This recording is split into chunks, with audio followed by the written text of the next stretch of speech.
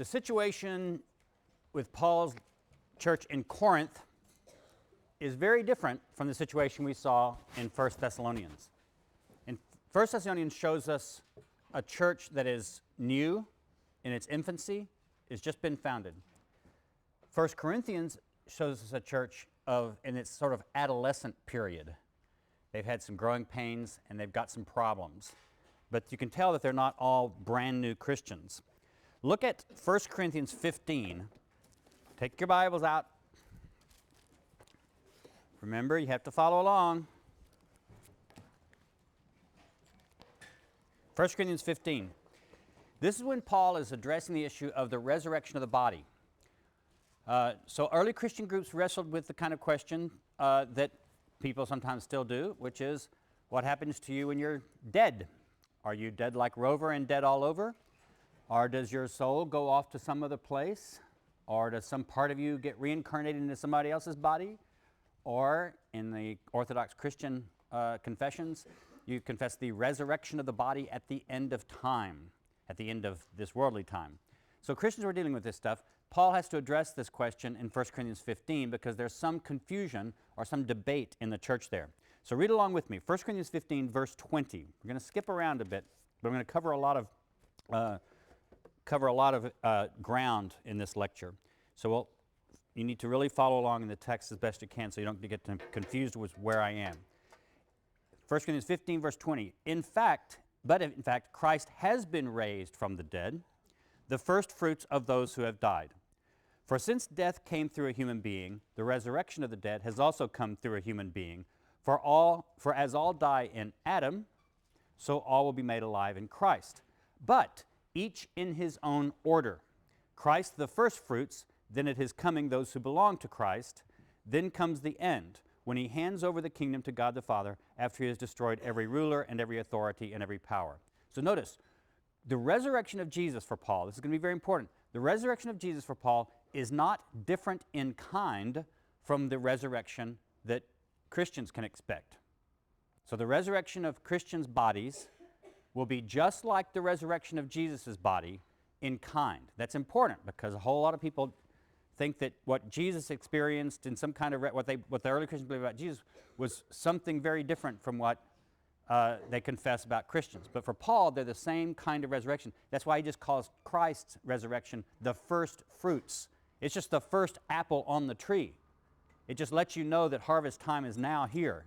But it's just the first apple. You'll have lots of other apples. So that's the first, Christ's resurrection is the first fruits.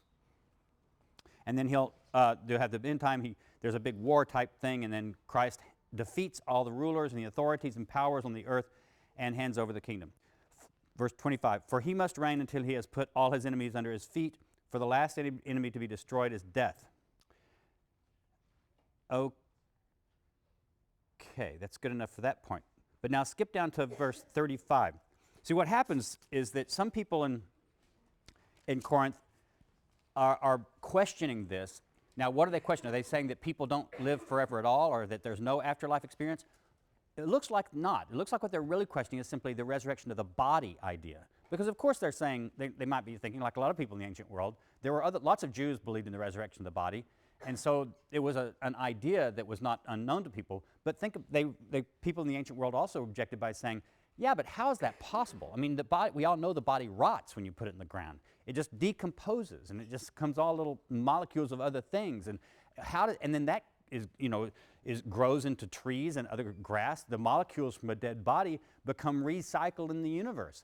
The ancient people knew this. They would even say, what about sailors who are lost at sea and fish eat their bodies, and then other fish eat those bodies of those fish, and then other fish eat those bodies of those fish, and then maybe one of those fish gets caught and you eat that body.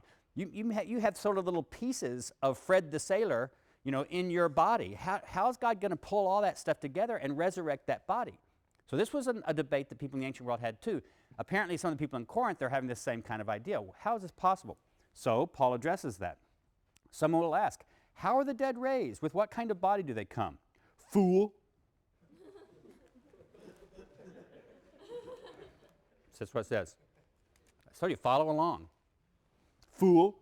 What you sow does not come to life unless it dies. And as for what you sow, you do not sow the body that is to be, but a bare seed, perhaps of wheat or of some other grain. But God gives it a body as he has chosen, and to each kind of seed its own body. Just like a seed goes into the ground, what comes up as a flower or a plant doesn't look like the seed. It's not even necessarily all the same complete stuff. It's new stuff, but it's still continuous with it. Not all flesh is alike.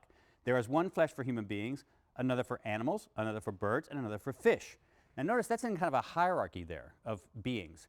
Humans are higher than animals are higher than birds are higher than fish on this kind of ontological scale of different kinds of bodies that Paul is working with here. This is a common assumption in the ancient world also. There are heavenly bodies and earthly bodies. What are earthly bodies? Ours, this, dogs, cats, everything's a body that's physical for these people. What are the heavenly bodies? The sun, the moon, and the stars. All these things are themselves, in ancient ideas, bodies that simply actually are fixed into kind of a dome that's the sky, and they travel around on that dome. So the earth, all these things in the sky are also bodies. The glory of the heavenly is one thing, that of the earthly is another. There is one glory for the sun, another glory for the moon, another glory for the stars. Indeed, star differs from star in glory. Again, a hierarchy of different kinds of bodies. So it is with the resurrection of the dead. What is sown is perishable, what is raised is imperishable. It is sown in dishonor, it is raised in glory. It is sown in weakness, it is raised in power. It is sown, now here you get into a translation problem. My translation here says in verse 44, it is sown a physical body, it is raised a spiritual body. Does anybody's translation have something different at that verse? It is sown a natural body, and it is raised then a spiritual body. Is that what it says? Anybody else have a different translation for those? The problem is the word translated physical here is not really the Greek word physical. There is a Greek word physical. What they're talking about here is what is sown is a psychic, a body made of psychos, the Greek word for soul. What's sown is a soulish body, is what he's talking about. It's a denser kind of body. And what is raised is a spiritual body, but whereas in the modern world, we tend to think spiritual is something that's immaterial. Spiritual means not matter. It's invisible. It's something that doesn't exist as matter. That's not what pneuma means in the ancient world. In the ancient world, pneuma is a stuff. It's like what air is made out of. When the wind blows around, that's pneuma going around. When you take in breath, you're taking in a form of pneuma. That Greek word pneuma does refer in the ancient world to some kind of stuff. It doesn't refer to immaterial substance as it does later in Christian theology or in some philosophies. So the translation here is misleading because what Paul says is when your body is put into the ground when you're dead, what's put in there is sort of a psychic body. It's a body that carries life, sure, because that's what psychic means in the ancient Greek word. It's a living body, but it is more like something where it's a natural body. It's kind of the body that you're just given with naturally. But what it's raised is going to be raised a pneumatic body. But now a pneumatic body, so it's not the same thing as it was put in the ground. It's raised a pneumatic body, but it's still some kind of stuff. If there is a physical body, there is also a spiritual body, a pneumatic body. Thus it is written, the first man, Adam, became a living being. The last Adam became a life-giving pneuma. But it is not the pneuma that is first, but the psychic, and then the pneuma. The first man was from the earth, a man of dust. The second man is from heaven. Notice that he talked about heavenly bodies earlier, and he says the resurrected body is going to be a heavenly body also. This indicates that in a lot of ancient thought, they thought that the sun and the moon and the stars were themselves pneumatic bodies. They were bodies made of the stuff of pneuma. As was the man of dust, so are those from the dust. As was the man of heaven, so are those from heaven. Just as we have borne the image of the man of dust, we will also bear the image of the man of heaven. What I'm saying, brothers, is this. Flesh and blood cannot inherit the kingdom of God, nor does the perishable inherit the imperishable. Flesh and blood cannot inherit the kingdom of God. Notice what he's saying is that the resurrected body that he is expecting is not a flesh and blood body. So when Paul's thinking about however the resurrection of Christ happened, he doesn't imagine it as the very same flesh and blood. It's not like it is in the movies, where the very same flesh and blood of the dead Jesus body somehow resuscitates and walks out of the tomb. That's how people popularly imagine it. That must not, and that's how clearly some early Christians thought of it. Some early Christians thought precisely that it was the flesh and blood body of Jesus that got up and walked out of the tomb. Paul must not have thought that, because he says the body that we will, as Christians, as followers of Christ, have when we are resurrected is a pneumatic body, not a flesh and blood body. It's still a physical body in Paul's sense, because he believes that pneuma is matter. So what would be raised is this pneumatic body. Now, the reason, so why is Paul getting into all this? For one thing, it shows, like I said, this is a church that's not a totally infant church, but it's also an adolescent church. These are people who have some much more exposure to Paul's teaching and to the gospel and different Christian ideas than, say, the Thessalonian Christians did. But they're still very confused about a lot of things that Paul seems to be quite certain about. So apparently some of these people in this church, they had heard this teaching about the resurrection of the body. So apparently they've heard this already. They're not like the Thessalonians, who just don't seem to know that anything's going to happen to their brothers and sisters after their death. So Paul has to say, no. The dead in Christ will rise. We'll go meet Jesus in the air. There'll be a big party. And if they're dead now, they won't miss out on the party. The Corinthians don't have that problem. They know that there's some kind of afterlife preaching and teaching. But some of them seem to be rejecting the most obvious, crude way of understanding the resurrection of the body, as if the very flesh and blood will somehow resuscitate and come back to life. And so Paul says, no, that's not how it happens. It's more complicated than that. There's a spiritual body, and then there's this natural body, and the spiritual body is the one that's going to be raised. Now, it's perfectly natural, though, for people to have raised these objections, precisely because if they heard Paul's preaching about the resurrection of the body, they precisely would think, well, now how would that happen? And they would be skeptical of it, especially if they had any kind of sort of more philosophical education. They would think, yeah, that's superstition. The idea that bodies, zombies can kind of get up out of the grave and walk around, that's just superstition. Simple people might believe that, but we're more educated. We don't believe that kind of stuff. So this shows that this church is in a bit different situation. There's going to be some cosmic transformation that will happen at the end of time. This is not an individual thing either. It's not like every individual person sort of experiences your afterlife experience and your resurrection all at a different time. It's all the same time. Paul seems to imagine that people will sleep in the ground, and then at the end of time, the Messiah will come back, and this big resurrection of pneumatic bodies will occur. So notice, though, that this is the issue he relates in just 1 Corinthians 15. And we're going to back up then and talk about how does that issue about the resurrection of the body relate to other parts of the letter, and what does that tell us about this church. But first, a little background on what this is. Corinth is a very important city in the ancient Greek world. It's right on the isthmus of Corinth, that little narrow strip of land that connects the main part of Greece, where Athens is, Achaia, to the southern part of Greece called the Peloponnese, or the Peloponnesus. And so it was an important throughway, both by land, because all trade and travel that went from northern Greece to southern Greece or vice versa had to go right through Corinth. So it was very important for trade. It was also, though, where they have a canal there now, so that you don't have to sail around the southern part of Greece. You can just go through the canal. But back then, they didn't have a canal, so they had these big tracks, and so ships would come up in Cenchreae, one part on one side of Greece, and they would unload all their stuff, put them on these big tracks, and they would take it across the isthmus and then load it back on other ships. So this is a hugely important city as far as trade went. It was also important for Rome. Rome had destroyed Corinth previously in the 140s BCE because Corinth was helping to lead rebellions against the Romans, who were increasing their power in the eastern part of the Mediterranean.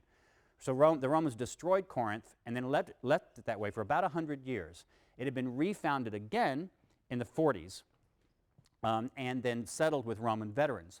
So by the time that Paul writes this letter in the middle of the 1st century CE, our era, Corinth is still a very Romanized kind of place. So it's got a blend of Greek cultures and a blend of Roman cultures. In fact, the inscriptions in Corinth up until the years 130 or so were still predominantly in Latin in Corinth, which was very unusual in the ancient world, but it shows that the Romans and Latin was very important. So Corinth was a Roman colony, which made it both a Greek place and a Romanized place.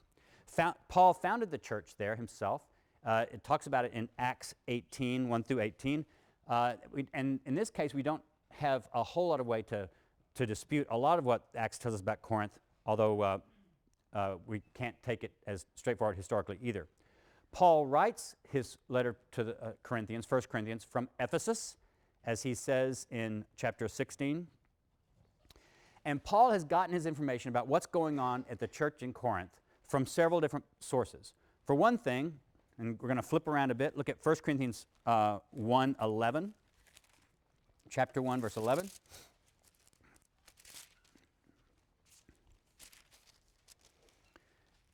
For it has been reported to me by Chloe's people that there are quarrels among you. Some people say, I belong to Paul, I belong to Apollos, I belong to Cephas, or I belong to Christ.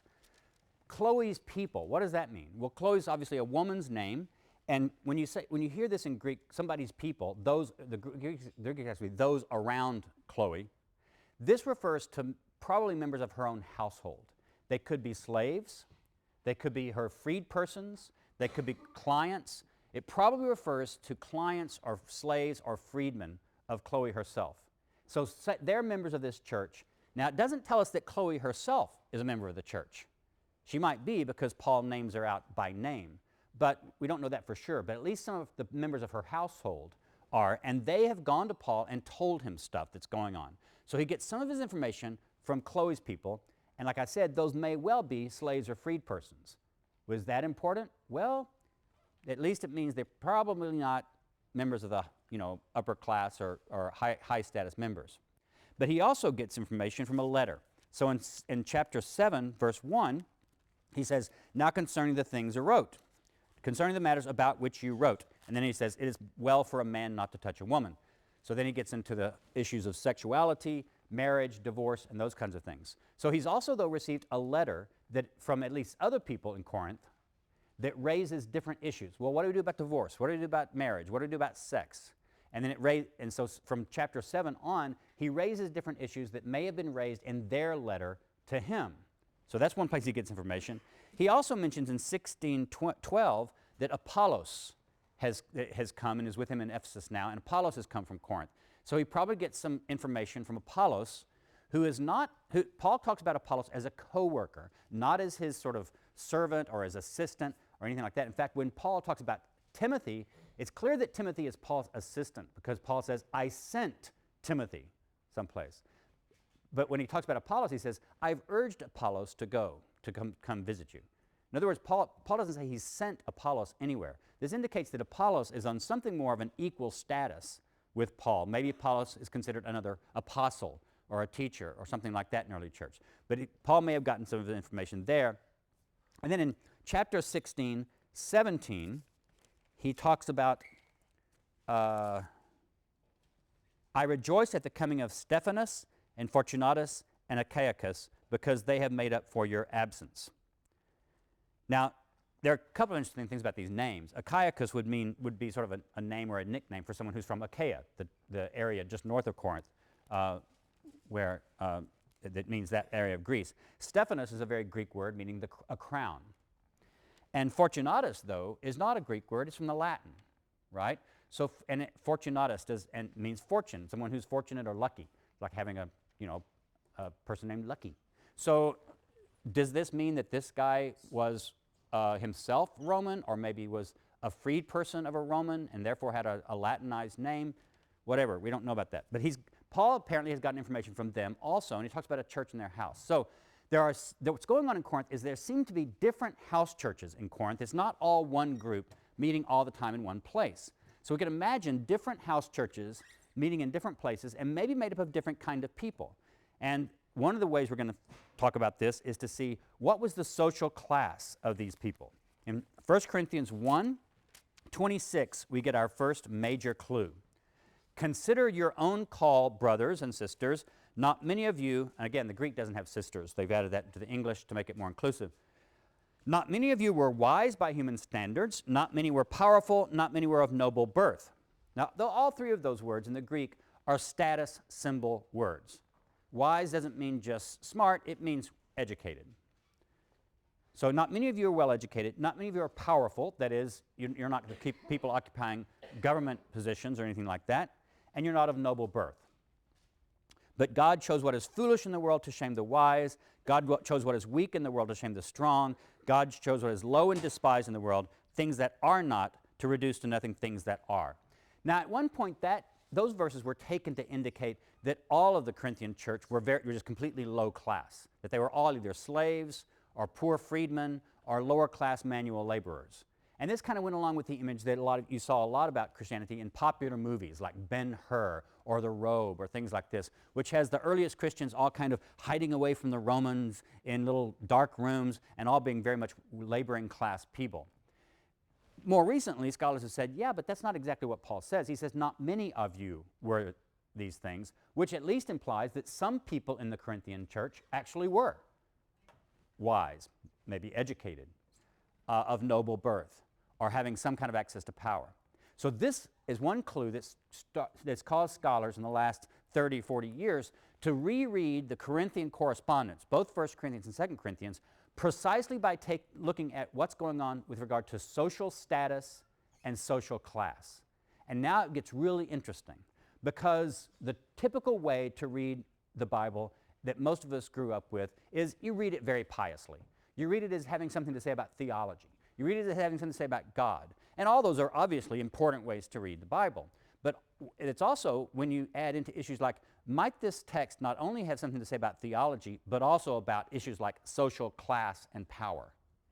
And scholars have said it's precisely in 1 Corinthians that's one of the places we see in the New Testament the best evidence we have that the early churches weren't all homogeneous when it comes to their social status level, and they may have actually experienced conflicts in their groups due precisely to differences in social status and social power. So that's the way I have interpreted 1 Corinthians, and it's debated by some people, but it's much more the consensus view now among scholars that especially the Corinthian correspondence does have these evidences of class levels. So let's see, how is this working out? I just read the first passage where Paul seems to say, some of you are claiming, I'm for Paul, I'm one of Paul's people, I'm one of Apollos' people, I'm one of Cephas' people, and of course Cephas is just the Aramaic name for Peter, exactly. Peter's the Greek name, Cephas is the Aramaic name for the rock, and so and then some people in the church are saying, I'm one of Christ's man. So there are parties that seem to have been developed, or at least there's some kind of glomming on to different leaders. And some people have said these maybe represent actually 4 different specific delineable parties in Corinth. I tend to doubt that, because I don't think you see any evidence the rest of the way in the correspondence that there are 4 distinct groups. I do think there are basically 2 groups that are going on in opposition to one another in Corinth, and that's what I build my reconstruction on. So people are having their favorite apostles. What are some of the resurrection of the body is one thing, but there are several other issues, and now that you've all read 1 Corinthians so carefully in the last several days, and read it over, I'm sure, 3 or 4 times each day, you yourselves can tell me what are some of the other issues that come out in 1 Corinthians, right? So first we have favorite apostles, and we have differences about the resurrection of the body. Those are 2 of the issues that Paul has to address in 1 Corinthians. What are some of the others? Anybody? Okay, sexual conduct. And what kinds? Because there are actually several different issues on sexual conduct in Corinthians. Exactly. A man is sleeping with his stepmother.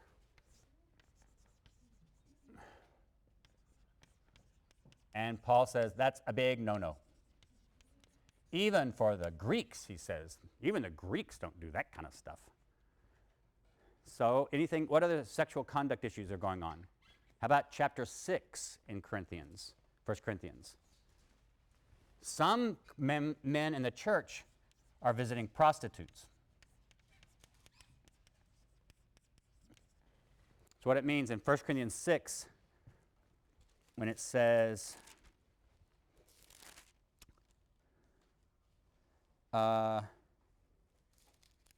where is it? Do you not know that whoever is united to a prostitute becomes one body with her? So some men in the church seem to think, well, what's the big deal? I'm in Christ, I'm a Christian, but, what you do with your body is not that important. So, every guy's got needs.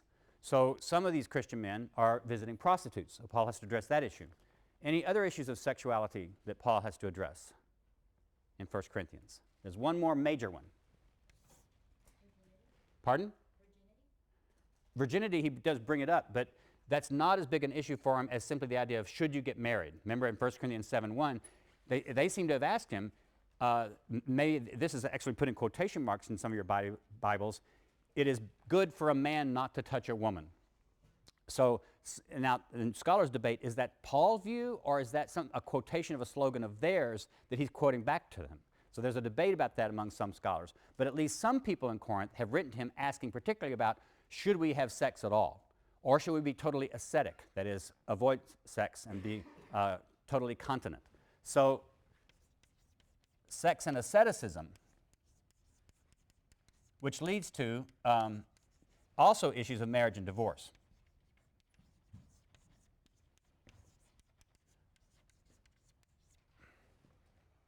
Okay, so what other issues are going on? What about first part of 1 Corinthians 6? When any of you has a grievance against one another, do you dare to take it to court before the unrighteous instead of taking it before the saints? So some people, now notice this is the part in 1 Corinthians that's before Paul mentions the letter. So this seems to be part of information he's gotten maybe from Chloe's people, that some people in the Corinthian church are taking other members of the church to court and suing them. So court cases is one issue.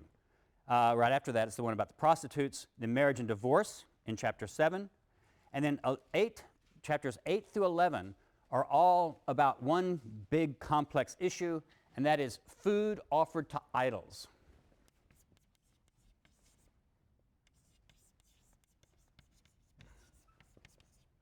Now, why is that a problem? Well, in the ancient world, most of the time, I'll talk about this a little bit further, most of the time meat was expensive, and if you were not rich, it was hard to come by. And so the one place where most people in the ancient world actually had any chance to eat meat was in a sacrificial festival. What would happen in Greek sacrifices is that somebody rich or the city would pay for a bunch of cattle or different kinds of animals to all be slaughtered. The blood would be poured out, and part of the animals would be put on an altar and burned for the gods. But all the rest of the meat would then be passed out. And different people who went to the festival would do it. So you'd go with your buds, and you'd get a big hunk of meat from the sacrifice, and you'd go off and barbecue it and have your own barbecue as part of this sacrificial festival. So or you take it back to your family, store some of it, boil some of it, that sort of thing. So the main place that most people in the ancient world ate meat was connected to some kind of sacrifice, to some kind of god. Now, of course, this is part of the sacrificial cult. You're sharing a table with that god by eating that sacrificed material. It's like you're sitting down to dinner with Zeus when you do this, right? So if you're a Jew in the ancient world, this causes problems because it means you don't believe in these gods. You're supposed to avoid these gods. You're supposed to avoid idolatry. But if you eat that meat, you're still seen by many Jews as participating in that cult with that god. And also some people believed, some other people thought this was kind of superstitious, that if you ate that stuff, then whatever the power that lie behind that god could get into your body by means of the food. You can imagine how this happened. A lot of Jews believed that they didn't believe that their idols were just nothing but stone or rock or wood or metal. They believed there was something there that was causing that thing to have power, because they looked around and they said, this person claimed to be healed by Asclepius. Well, I can see he's now healed, so who healed him? I don't believe that Asclepius is actually a god, but I believe Asclepius is a demon. So a lot of Jews would go around, and Christians then later, saying that the powers that lie behind the gods of other nations are not really gods, but they may be demons. And if you participated in eating their meat, that demon could get in your body. So food offered to idols became a big problem in the early church. Should you eat it? If so, would it hurt you? Did it mean you were participating in sacrifice? There, in chapter 11, I have to change over here, another women praying without veiling their heads.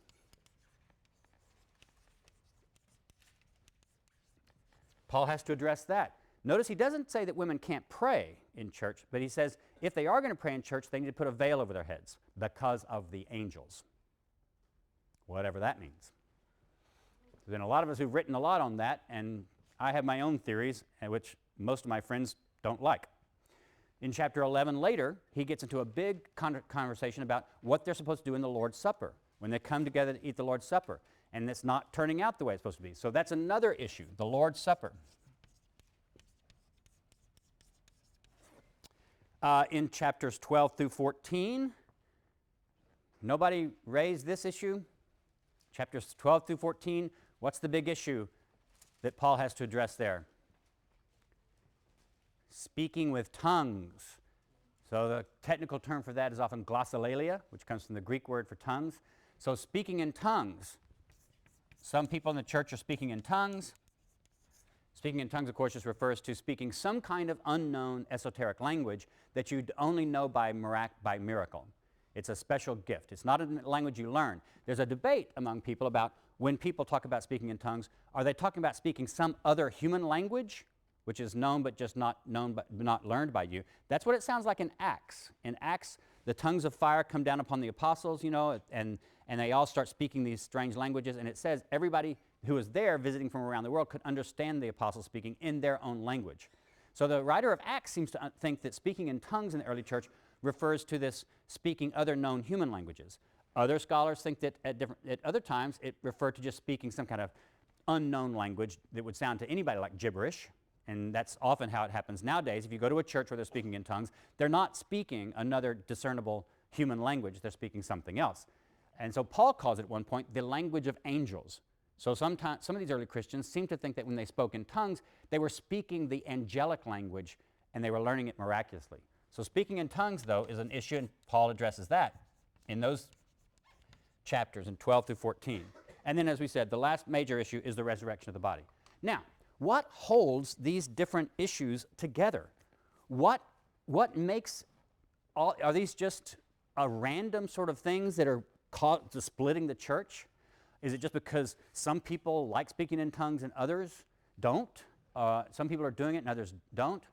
Is it just because, you know, the court cases, it's just an isolated incident here or there? Is the issue of food offered to idols and their debate about that, is that at all connected to their disagreements about the resurrection of the body? And are those connected to their disagreements about sexual conduct? Because obviously they're disagreeing about this. This is why Paul's getting different reports from people. He's getting some reports from Chloe's people, and then some others write a letter, and whoever wrote the letter is probably not the same people that are giving him the oral reports. So Paul's getting information from different factions in this church. So the big question is, do all of these issues just represent totally different, disparate arguments, or is there some bigger reason that these are a debate, and is there some sort of major divide along which people are lining up? And so you get a really wonderful, brilliant book written by a famous New Testament scholar, moi, called The Corinthian Body. And what I tried to do in that book was precisely to take all of these different issues and show how they could line up on one or two sides of what was a social status issue. I argued that it wouldn't be totally neatly, but what I tried to say is that in a bunch of these different issues, if you had more money, if you had more access to power, if you had a better education, likely you would end up on one side of these issues. If you didn't have money, you didn't have power, and you didn't have education, you were more likely to line up on the other side of these issues. So I argued that the Corinthian church, which remember was in different house churches, and it may have been that one house church tended to be on one side and another house church tended to be on another. We don't know that. But we know that there were different house churches being represented here in the church in Corinth. So when we talk about the church in Corinth, we're not just talking about one house church. We're talking about the collection of them. And apparently they may have all gotten together sometimes for a special sort of festival for the Lord's Supper at times, but they apparently would have been meeting in other people's houses at other kinds of times. So let's look at how this would work. First, the whole Lord's Supper issue. And here is something that I didn't write about on my own. This was by a famous scholar named Gert Tyson, a German scholar. He published a series of articles in the 70s and 80s in which he made this argument. he pointed out, just like I've already have, that meat, the availability of meat in the ancient world, was very much linked to sacrificial cult, the argument I just gave you. Even if you weren't going to participate in the sacrifice itself, chances are if you went to a butcher shop and wanted to buy meat, and it would be expensive if it was meat at all, the chances are that butcher had gotten that meat from some kind of sacrificial activity, because the priests sometimes would own the meat. Sometimes in order to make money for themselves, they would sell meat to butcher shops. So it would be almost impossible, it would be very difficult, unless you yourself were wealthy and you could raise your own meat, have it slaughtered your way, and consume it yourself and know that it wasn't connected to the sacrifices at all. But if you weren't wealthy and couldn't raise your own meat like that, and you just depended upon festivals or the butcher shop, it would be very difficult to avoid meat that had not been sacrificed to idols. So what he argued about that. He also pointed out that the Lord's Supper, when we look at the Lord's Supper, notice what is happening. This is in 1 Corinthians. Let me find exactly which part of it is. It's in chapter 11, but it's toward the end of chapter 11. Yeah, start reading at chapter 11, verse 17. In the following instructions, I do not commend you, because when you come together, it is not for the better, but for the worse. For to begin with, when you come together as a church, I hear that there are divisions among you, and to some extent I believe it. Indeed, there have to be factions among you, for only so will it become clear who among you are genuine. I think he's being ironic there, but it could be a debate. When you come together, it is not really to eat the Lord's Supper, for when the time comes to each of you goes ahead with your own supper, one goes hungry and another goes drunk. What? Do you not have homes to eat and drink in? Or do you show contempt for the church of God and humiliate those who have nothing?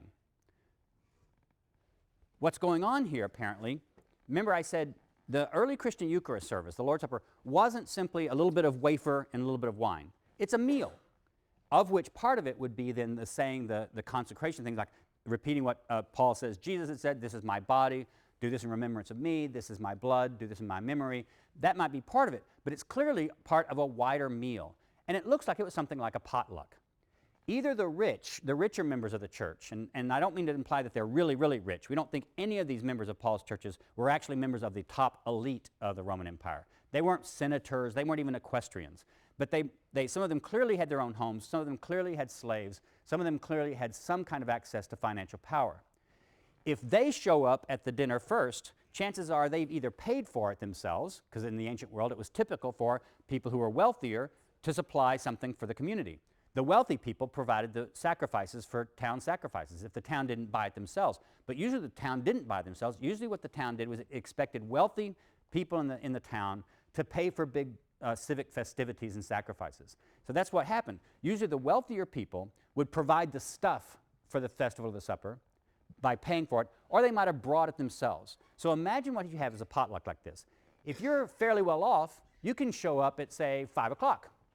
I'm going to show up at 5 o'clock with my buds. We're going to have a little drink before dinner, brought an extra bottle of wine, and then, the other people will show up when they can, when they get off work. Well, when do you get off work if you're a laboring person or a slave in the ancient world? And slaves did work at regular jobs, so they would follow a work day. You got off work at sundown. So if you're a working person, or especially a slave, you can't go to the church service until the sun is down. By that time, apparently some of the better off people have already been there, and Paul seems to say they're already drinking and eating and having a good time before the rest of the people even show up. So what he says is, he talks about people who have nothing. And he says, don't you have homes to eat and drink in? Well, a lot of people in the church would have said, no, we don't have homes. We're poor. The poor lived kind of anywhere they could. So Paul is addressing two different kinds of people in this very chapter. Some of them have, in fact, he calls them the haves and the have-nots. That's the Greek he uses.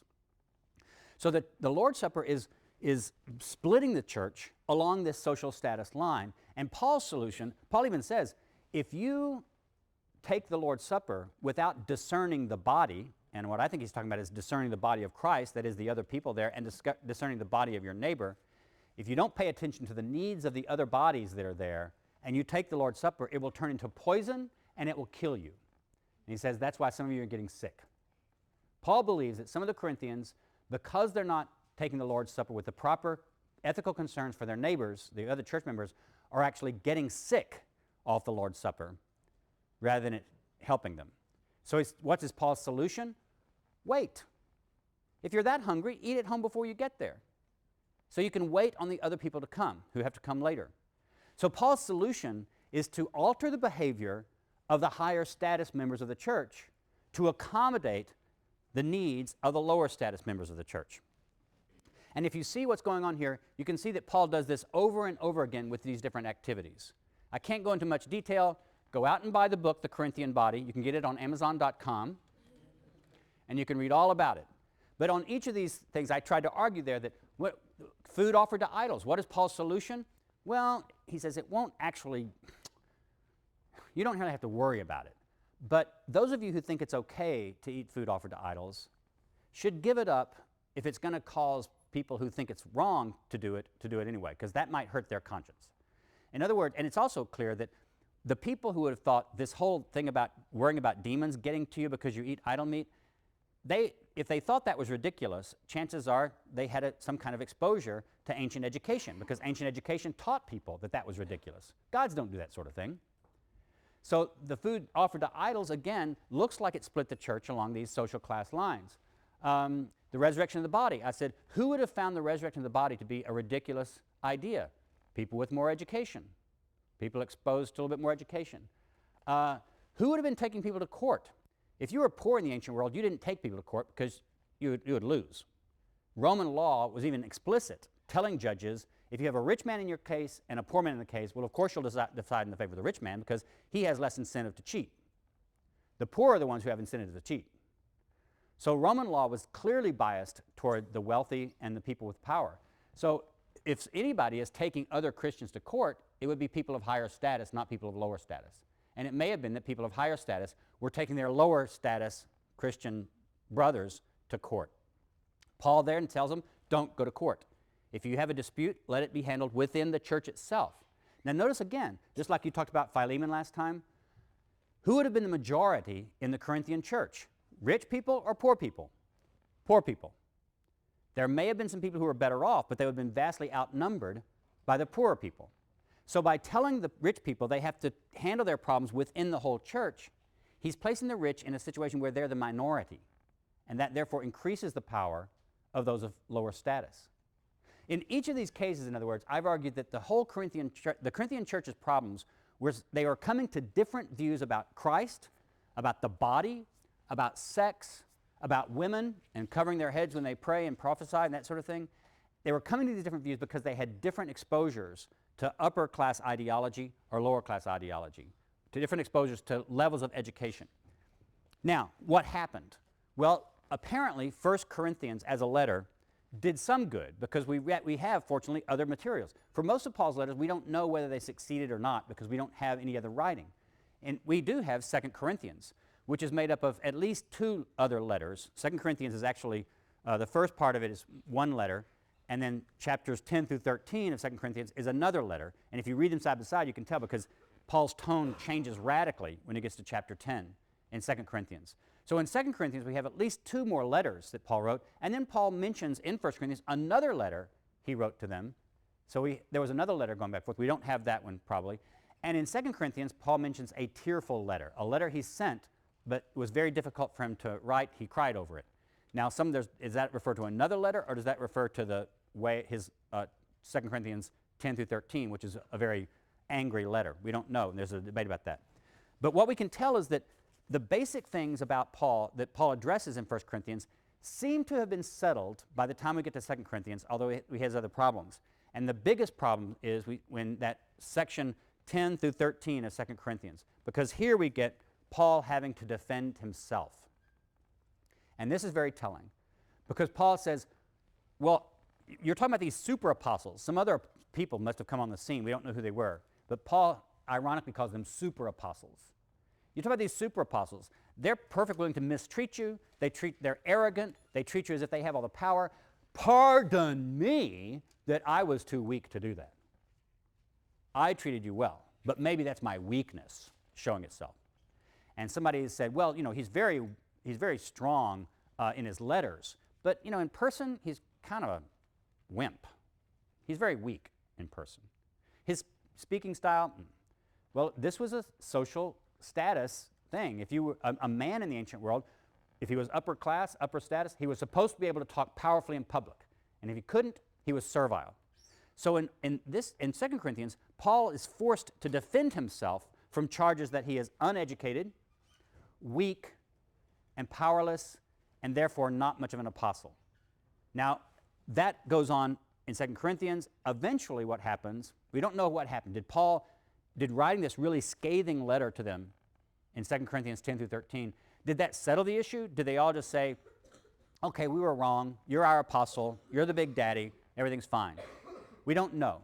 We do have a reference in 2 Clement, which is a letter written in Rome around the end of the 1st century, beginning of the 2nd century, in which an author talks about the Corinthians as being an ancient and great church.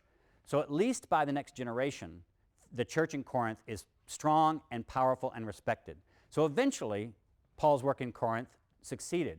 But what we see by looking at 1 Corinthians and 2 Corinthians all together is the struggles it took for Paul to get that church from this, what I call an adolescent phase, where they're arguing about everything, they're really confused about what they think about basic doctrinal or life issues, and then to finally settle down into some kind of coherence. That's what makes these letters really fascinating for us, is that they give us little snapshots of one church that Paul founded at least 3 different stages of its development. Those 3 stages being represented by what we can read from 1 Corinthians, which kind of gives us one snapshot of this problem they're having, what we can read from 2 Corinthians, the first 9 chapters, which sounds like they've made up and things are okay, and what we can read by 2 Corinthians 10 through 13, which we don't know whether that was written after the first part of 2 Corinthians or before it. It's difficult to place these things, but it shows Paul in a very defensive posture with regard to this church. So we get a very good idea of how churches struggled to actually start becoming what we are seeing will become Christianity. They've got a long way to go yet. Any questions or comments? I've covered a lot of area today. You can go back and read it. And I haven't even talked about Philippians because I wanted to make sure that you understood what was going on in scholarly opinion about the Corinthian epistles. Any questions, comments, outbursts? Okay, I will see you on Wednesday.